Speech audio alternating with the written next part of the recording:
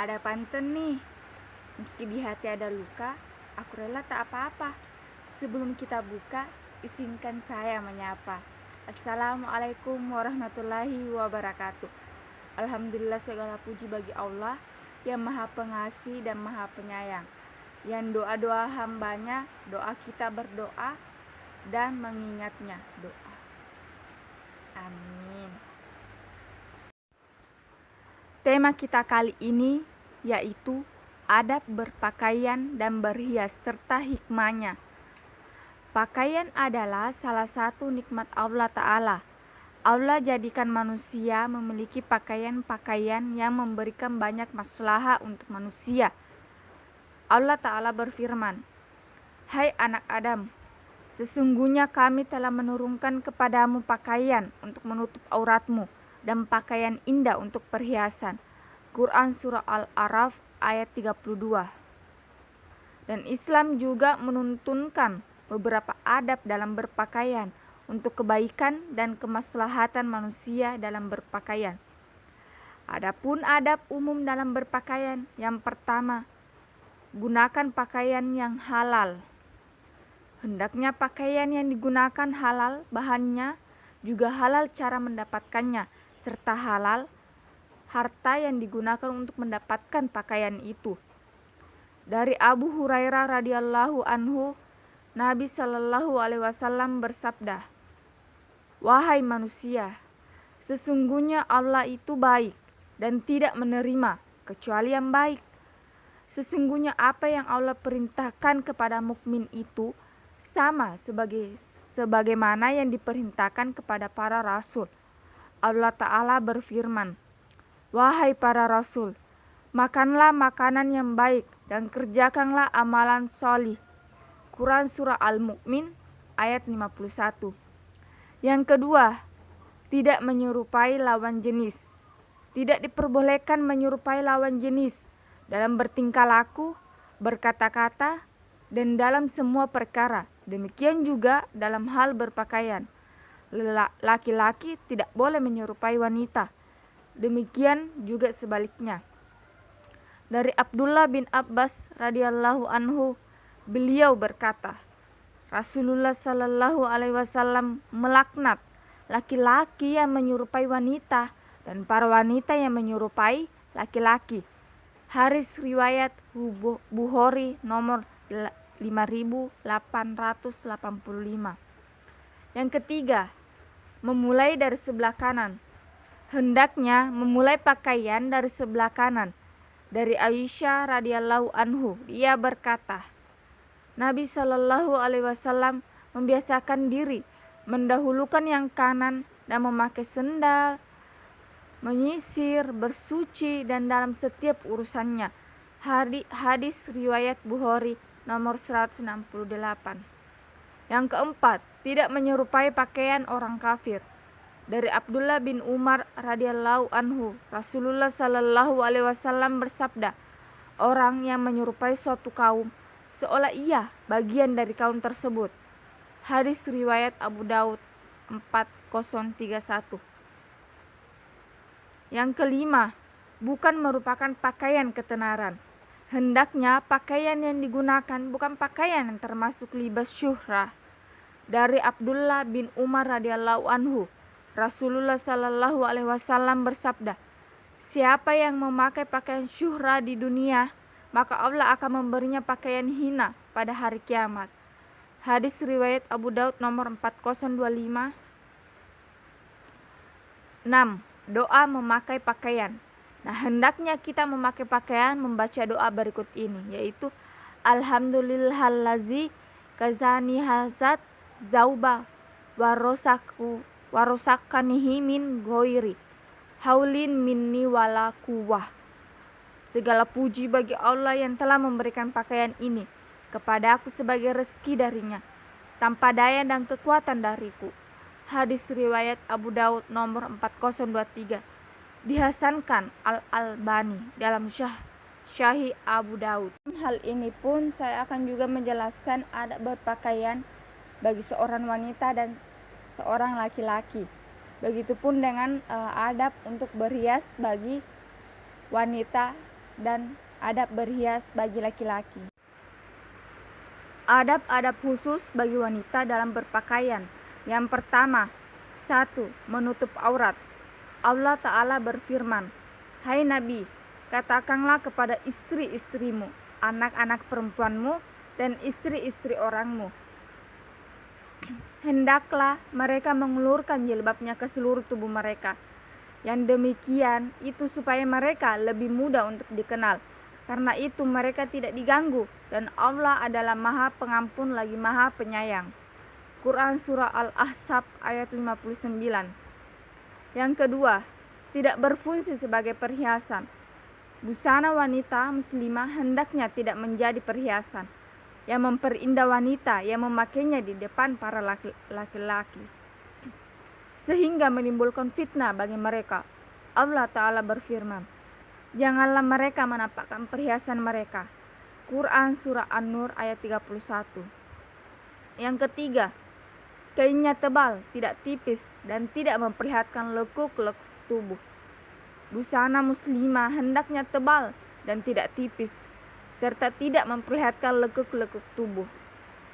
Usama bin Zaid radhiyallahu anhu berkata, Rasulullah sallallahu alaihi wasallam pernah memakaikanku baju kutbiyah yang tebal. Baju tersebut dulu dihadiahkan oleh Dihya al-Alqabi kepada beliau.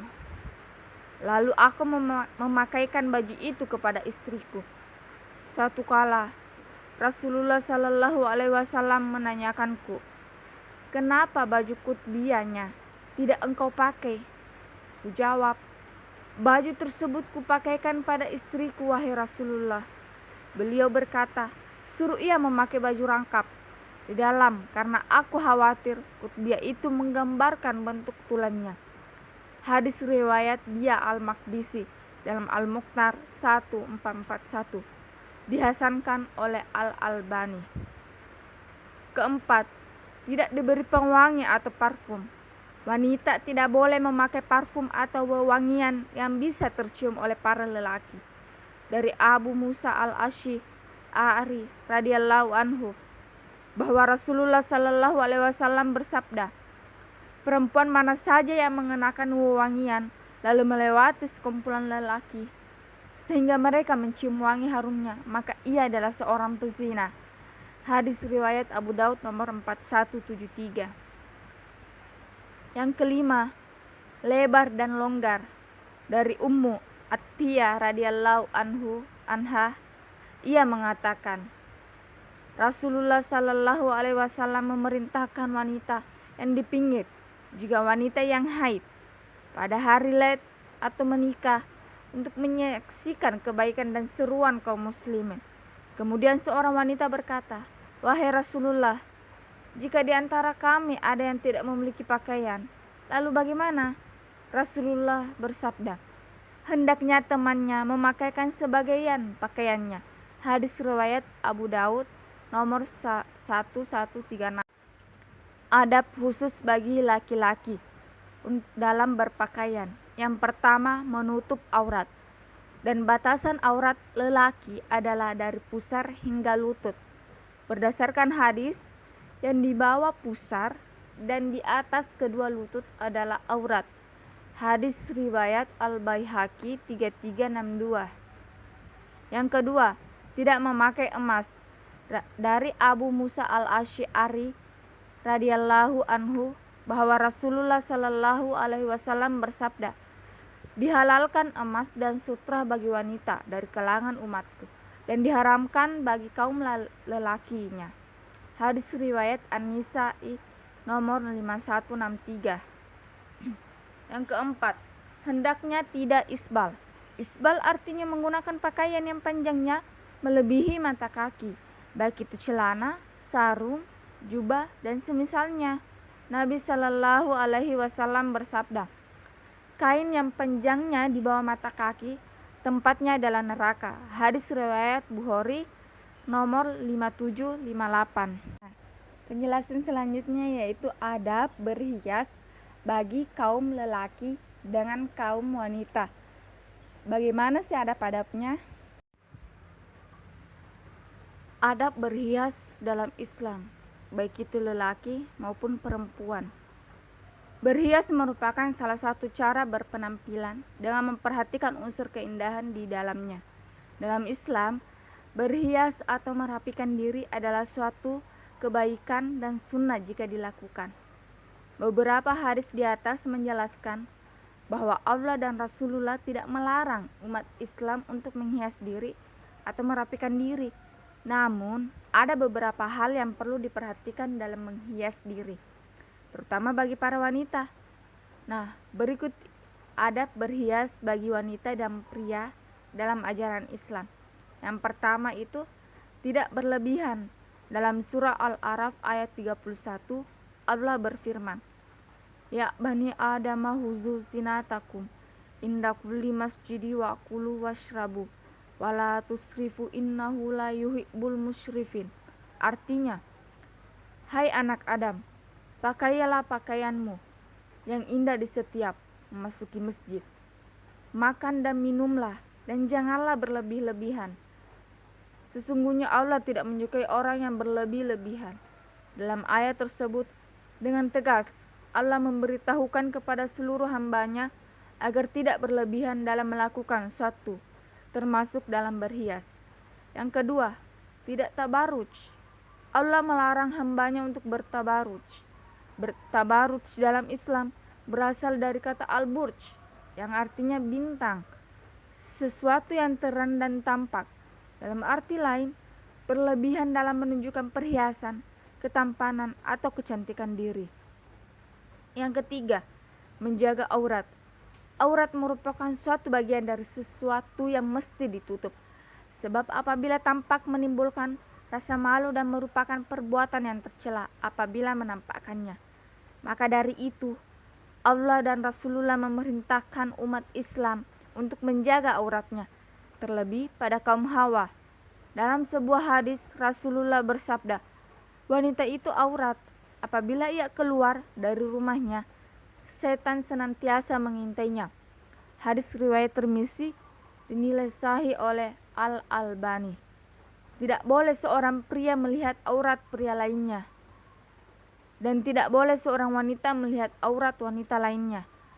Hadis sahih riwayat Muslim dari Abu Sa'id Al-Khudri radhiyallahu anhu. Hikmah yang dapat diambil dalam berpakaian maupun berhias.